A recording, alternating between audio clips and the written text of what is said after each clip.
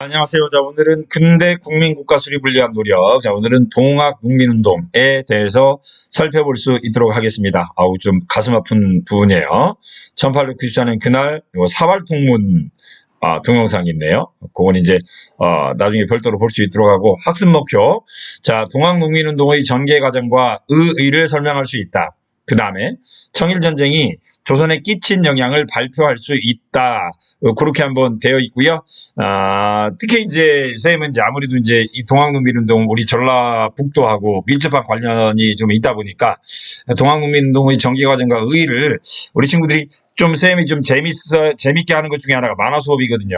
그래서 8컷 만화 형태로 한번 만들어 보는 거 어떨까 또 고민 중이에요. 수행평가로. 좀 그래서 2차 수행평가는 굉장히 다양한 주제를 통해서 여러분들이 쉽게 접근할 수 있는 과제를 내려고 하는데 그 중에 하나 요 만화도 하나 선생님이 구성하고 있는 것 중에 하나입니다. 그래서 우리 친구들이 슬슬 준비를 해보는 것도 나쁘지는 않을 것 같아요. 자, 그다음에 아무튼 이러한 학습 목표와 더불어서 이제 본시 학습 내용 볼 수 있도록 하겠습니다.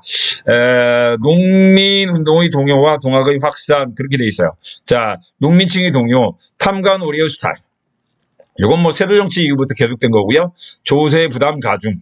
그 다음에 쌀 유출에 따른 쌀값 폭등으로 인한 백성의 공공화, 일본에 대한 반감 확산. 이것은 특히 이제 세도 정치 아까 이야기했던 탐관오리 얘는 이제 세도 정치 때부터 이제 발생된 문제이기도 한데 개항 이후에 그 농민들의 조세 부담이 더 커져요. 왜 더 커지냐면 일단 재물 보조야 얘는 이모군란 이후였죠. 그 다음에 한성조약 얘는 갑신정변 이후였잖아요. 갑신정변 이후에 각각 일본하고 체결한 조약인데 이 두 조약을 통해서 조선은 일본에 뭘 지불하냐면 배상금을 지불하게 돼요.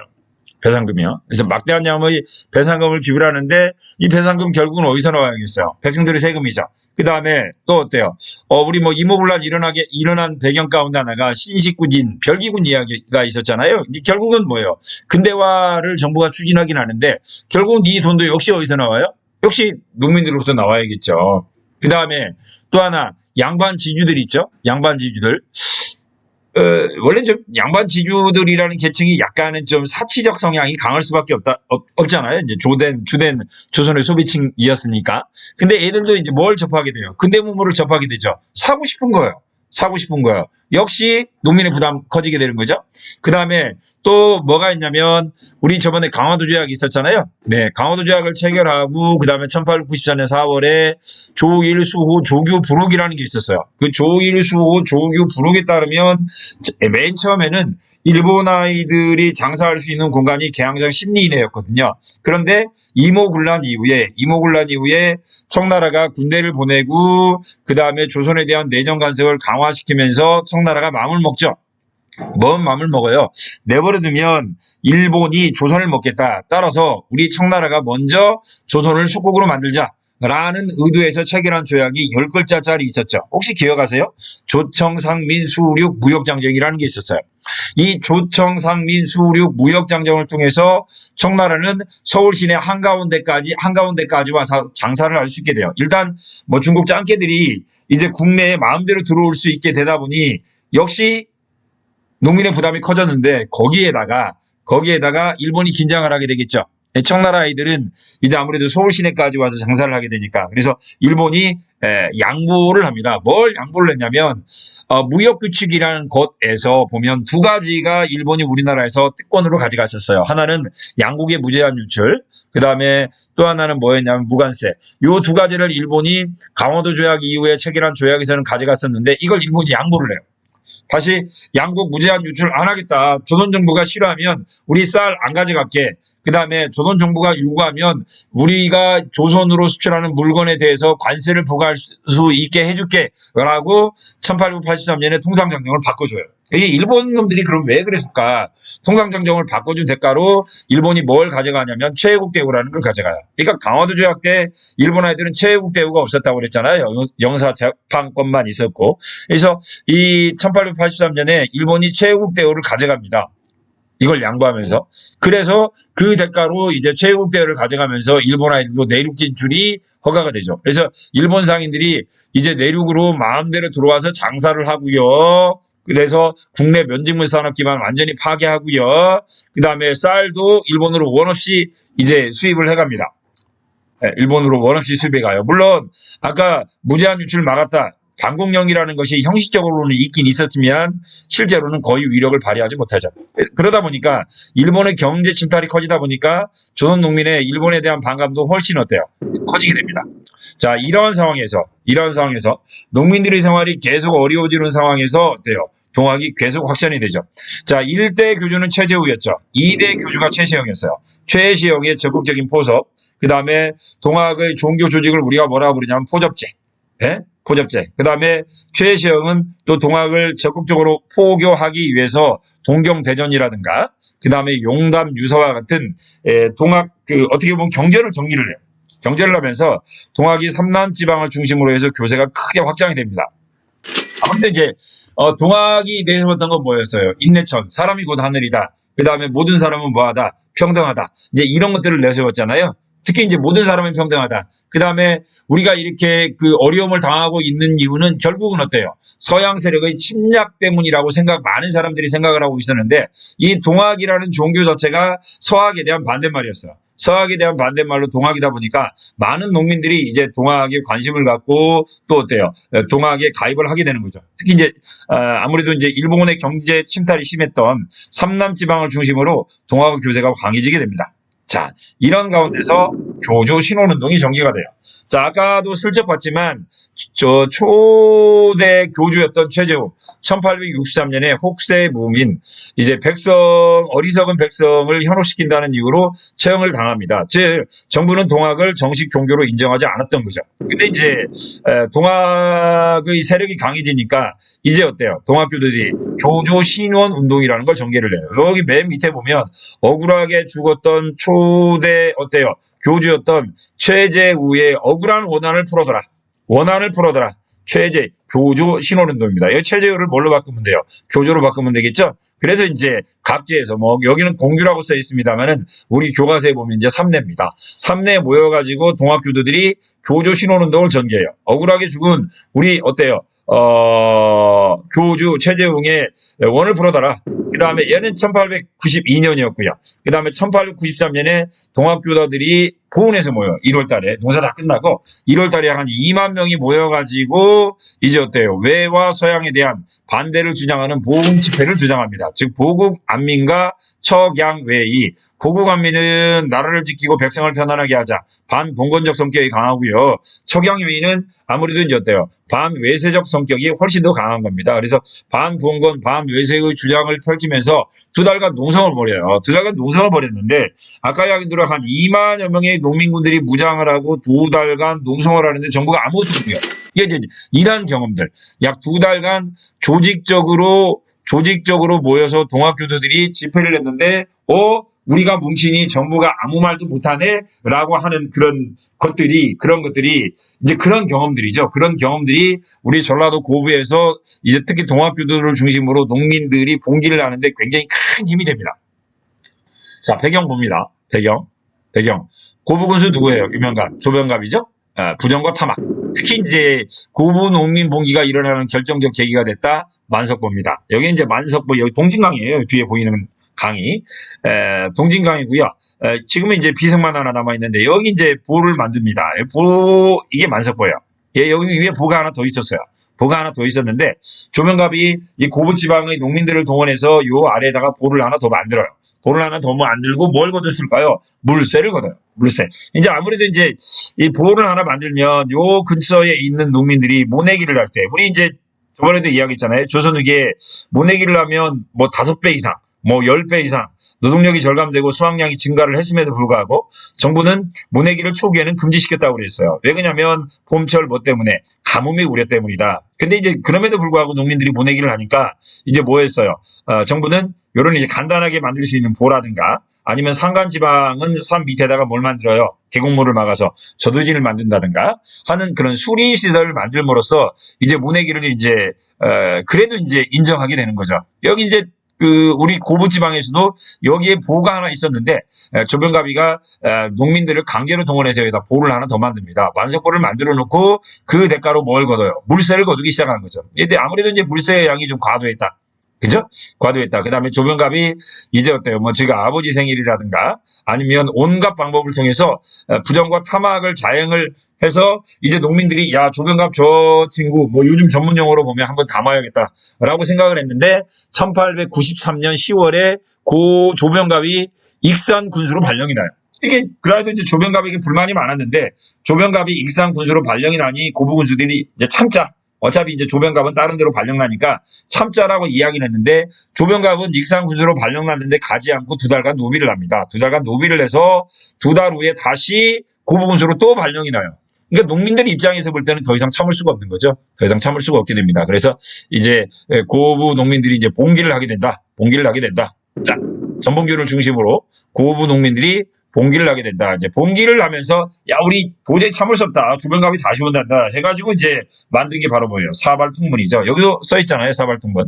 누가 주모자인지 알 수 없도록 만들었던 격려문이고요. 여기 보면 조병갑을 호소할 것, 뭐 그다음에 군기창을 점령할 것, 그다음에 뭐예요? 백성을 참탈한 탐관오리를 엄벌할 것, 전주를 함락하고 바로 서울로 향할 것 등을 주장으로 하면서 이제 어때요? 농민군들이 봉기를 하게 됩니다.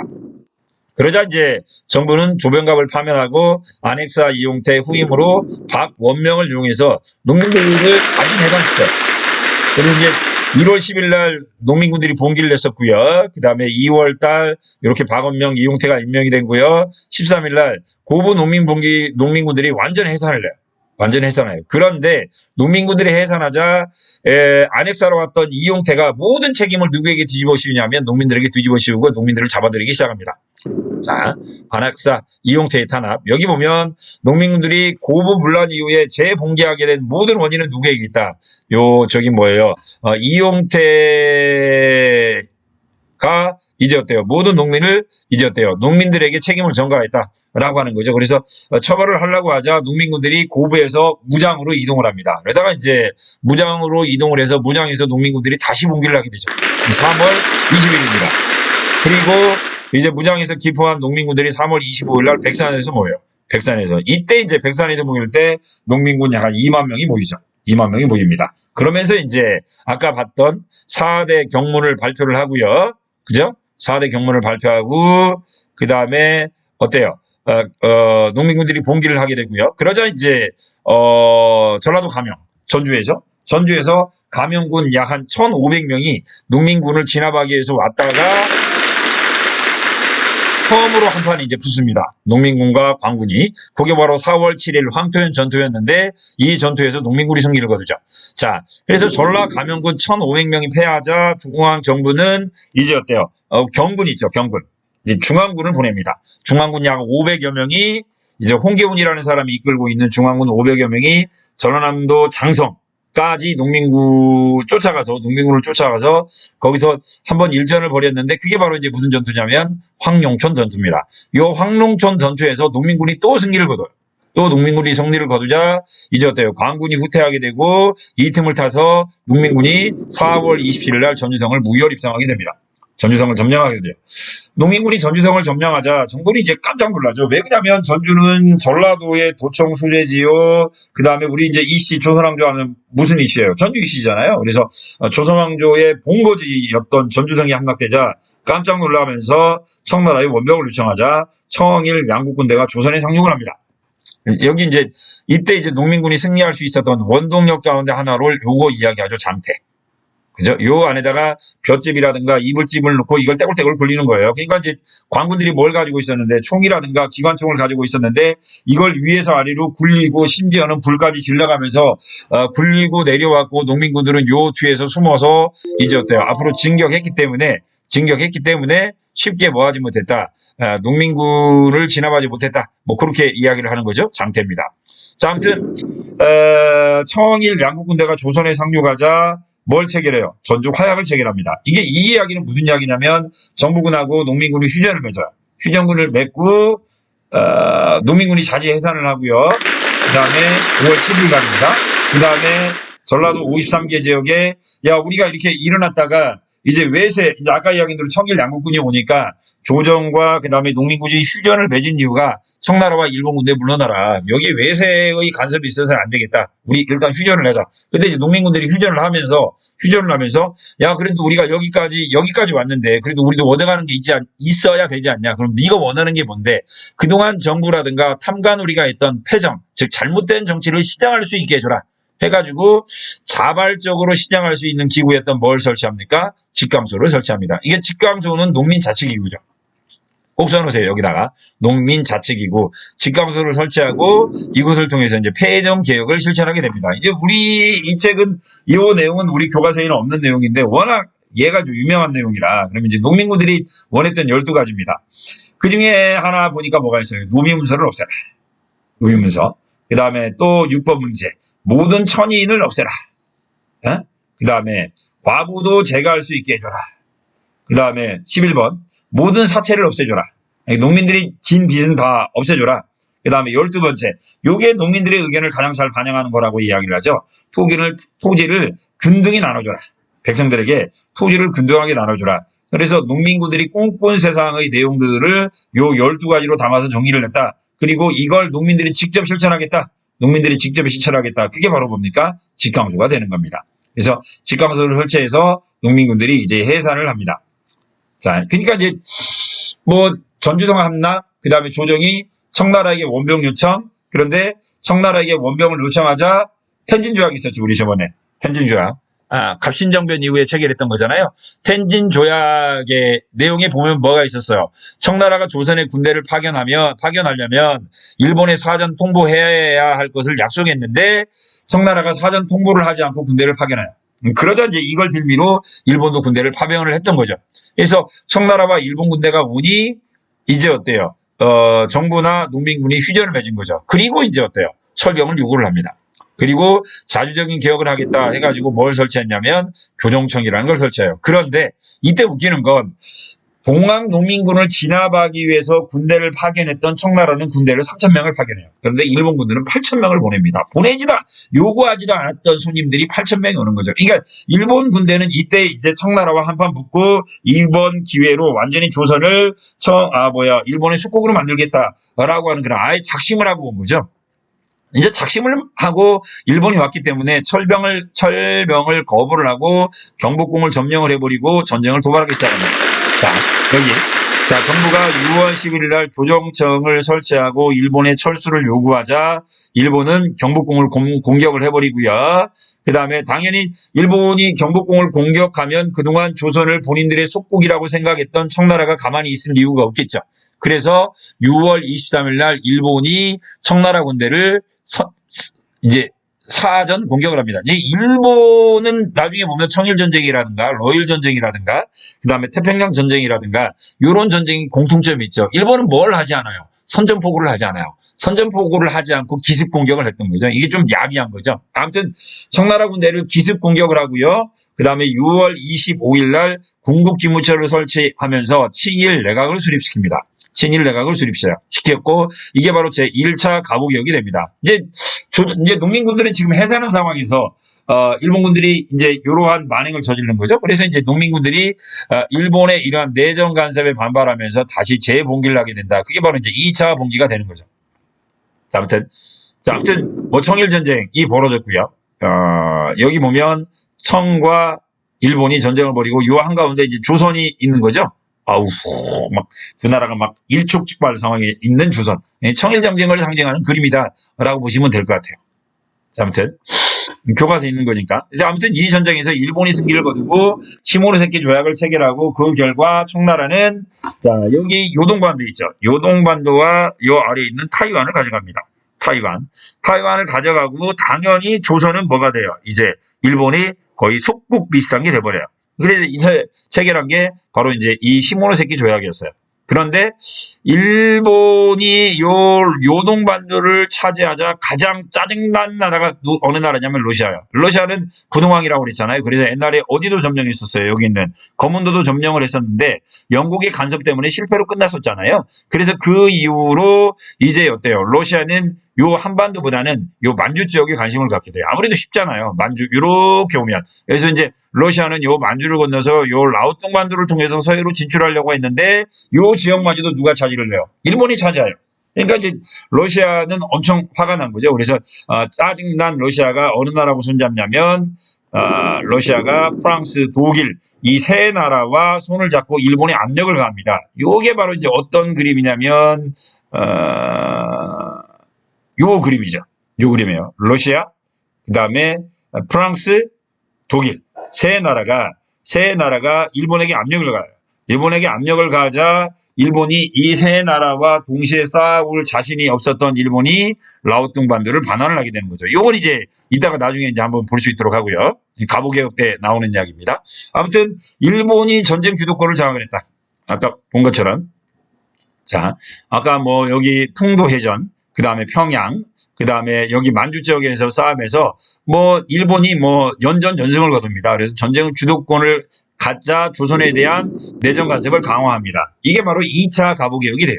2차 갑오개혁. 그리고 이제 일본은 광군과 손을 잡고 농민군에 대한 후보를 계획을 하게 되자 농민군들이 2차 봉기를 하게 되는 겁니다. 자, 1차 봉기는 황색이에요. 황색. 그리고 2차 봉기는 이제 농민군들이 1894년 9월 요 삼내에서 출발해가지고 남북접이 어디서 만나요? 논산에서 만나죠. 이게 이제 10월입니다. 논산에서 만나가지고 서울로 바로 진격을 시도를 하죠. 서울로 바로 진격을 시도했다가 공주 앞에 있는 어디에서 우금치에서 일본군 500여 명과 그 다음에 광군 2,000명, 약 2,500명과 농민군이 접전을 벌이고 요 전투에서 농민군이 패합니다. 이게 바로 이제 유명한 무슨 전투예요? 우금치 전투가 되는 거죠. 자, 논산에서 남정과 남접과 북접. 여기서 이제 남접은 전라도 동학이고요. 그 다음에 북접은 경상도, 충청도 농민군들은 이제 북접입니다. 여기 보면 1차는 빨간 거요. 1차는 반봉건의 성격이 강했고요. 그죠? 뭐 탐관오리, 아니면 뭐 부채, 아니면 토지 문제, 아니면 신분제 혁파 이런 것들을 1차 때는 주장을 했었고요. 2차에서는 이제 어때요? 반외세. 일본은 물러나라. 그렇게 되는 거죠. 2차는 반외세적 성격. 우금치 패합니다. 가슴 아픈 이야기죠. 자, 1894년 11월 8일부터 9일간 이틀간에 벌어진 공주 우금치 전투에서 농민군들이 패하고요.